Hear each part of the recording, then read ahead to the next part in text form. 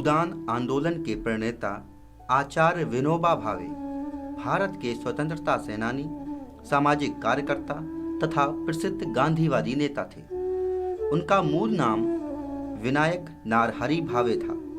उन्हें भारत का राष्ट्रीय अध्यापक और महात्मा गांधी का आध्यात्मिक उत्तराधिकारी भी समझा जाता है। उन्होंने अपने जीवन के आखिरी वर्ष पवनार, महाराष्ट्र के आश्रम में गुजारे, जो कि विनोबा भावे आश्रम के नाम से जाना जाता है। आश्रम की स्थापना 1934 में विनोबा भावे ने की थी। आश्रम की यात्रा पर्यटकों को आचार्य विनोबा भावे के जीवन और कार्यों से परिचित कराती है। 17 घंटे की मजदूरी जो यहाँ के मजदूर को मिलती है, उतनी उस विभाग से लेंगे। वो मुझे व्यक्तिगत नहीं मिले, सबकी मजदूरी इकट्ठा और फिर उसमें से हमारा खर्चा। तो ये एक विनोबा जी का एक बहुत बड़ा दर्शन है, क्योंकि आज पैसा ही मुख्य है। जीवन का उद्देश्य, जीवन के लिए थोड़ा पैसा चाहिए, वो लगता है, लेकिन जीवन ही पैसा के लिए हो गया है ऐसा। तो इसलिए इसका उन्होंने विनोबा जी ने बहुत। आश्रम के निर्माण के दौरान किए गए उत्खनन में 250 ईस्वी से 1500 ईस्वी के कालखंडों से संबंधित कई प्रतिमाएं और मूर्तियां निकली, जिसमें करीब 34 मूर्तियां आश्रम में प्रदर्शित की जाती हैं। इनमें देवी गंगा की मूर्ति महाभारत एवं रामायण जैसे महाकाव्यों के दृश्यों को भी दर्शाती हैं। देवी गंगा की मूर्ति मंदिर के पीछे की दीवार पर स्थापित है।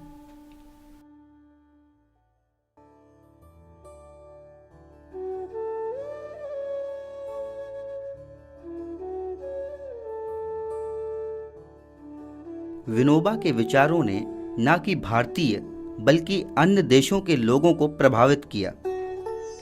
आश्रम में 2 मूर्तियां ऐसी हैं जो एक फ्रेंच नागरिक ने विनोबा के विचार से प्रभावित होकर बनाई। क्राइस्ट की इस प्रथम मूर्ति में भगवान कृष्ण की छवि दिखती है और क्राइस्ट की दूसरी मूर्ति पेड़ पर स्थापित है। विनोबा जी ने आश्रम को आध्यात्मिक प्रयोगशाला कहा है। मुख्यतः यह आश्रम महिलाओं द्वारा संचालित किया जाता है। विनोबा जी के वक्तव्य, आश्रम के कार्यकर्ताओं को मजदूरी के क्षेत्र में उतरना पड़ेगा।